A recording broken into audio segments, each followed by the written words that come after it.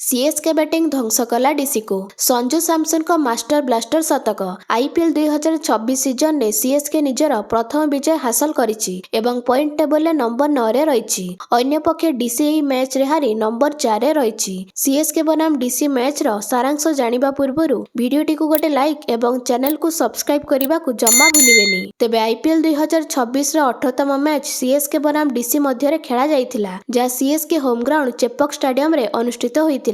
DC अधिनायक अक्षर Patel toss जीति प्रथमे बॉलिंग करिबार निष्पत्ति नेइथिले। तेबे प्रथमर ओपनर संजू सैमसन को चौका छक्का वर्षा होइतिला डीसी बॉलर को ऊपरे। तांको साथी देइथिले अधिनायक ऋतुराज गायकवाड़। दुहींको 62 रन भागीदारी होइतिला। दल पार प्ले रे 61 स्कोर करथिला। तेबे 7 ओवर प्रथम विकेट पड़िथिला सीएसके रो, जहाँ कि अधिनायक गायकवाड़ को थिला। से 15 रन करी स्पिनर अक्षर पटेल को द्वारा आउट होइतिले। नंबर 3 ने संजू को जोग देइथिले युवा खेलाड़ी आयुष मात्रे।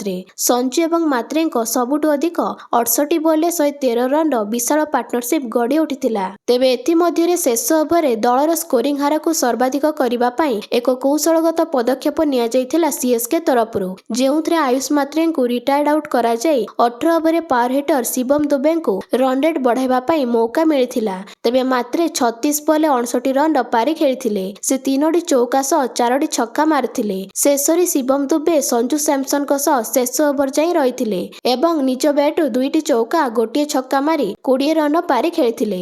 अन्यपटे संजू सैमसन ओपनिंग रो आसी 56 बॉल 115 रन धुआंधार पारी खेलिथिले, जेउथरे तांकर 15टी चौका सह 4टी छक्का शामिल थिला। दल 20 ओवर 212 स्कोर करथिला। 213 टार्गेट को पिछा करी डीसी दल शेष ओवर ऑल आउट होइतिला 199 स्कोर करी। तेबे डीसी रो केएल राहुल और निशांका ओपनिंग जोड़ी भाबे पड़िया को ओह्लाइतिले। प्रारंभर दुहे भल स्कोर आड़को गति करथिले। तांकर 30 बॉल 61 रन पार्टनरशिप होइतिला, किंतु पंचम ओवर विकेट पड़ितिला केएल राहुल को, जहाँ की पेसर खलील अहमद नेबारे सफल होइतिले। नंबर 3 ने आसितिले समीर रिजवी को आसिबा परे निशांका को विकेट नेइतिले pacer Anshul Kamboj. Nissanka 24 ball 41 run पारी खेलितिले, जेउथरे तांकर 5टी चौका सह 2टी छक्का शामिल थिला। दलरे स्कोर पावर प्ले रे 66 रन थिला। एणिकी लगातार प्रत्येक ओवर विकेट पड़ी चलीथिला। तेबे लोअर ऑर्डर रे डेविड मिलर एवं ट्रिस्टन स्टब्स को 45 रन पार्टनरशिप होइतिला, जहाँ दल पई महत्वपूर्ण थिला। मात्र मिलर आउट होइतिले 13 ओवर रे। जेमी ओवरटन तांको बोल्ड करथिले। से 17 रन करथिले। तापर आशुतोष जोग देइथिले स्टब्स को।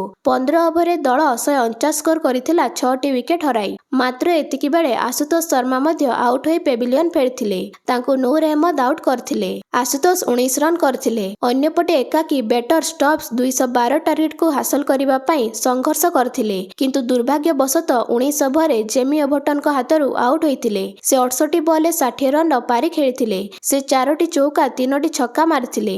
तेबे सीएसके दलर पेसर जेमी ओवरटन सर्वाधिक 4टी विकेट नेबा सह मात्र 18 रन देइथिले। सीपरे अंशुल कंबोज 3टी विकेट चटकाइबा सह बाकी बॉलर को गोटिए लेखा विकेट मिलिथिला। तेबे डीसी विपक्ष रे संजू सैमसन को मास्टर क्लास शतक पई तांको प्लेयर ऑफ द मैच पुरस्कार मिलिथिला। तेबे आगामी एलएसजी बनाम जीटी मैच रे आपण माने काहाको समर्थन करूछंती ताहा कमेंट माध्यम रे जणांतु।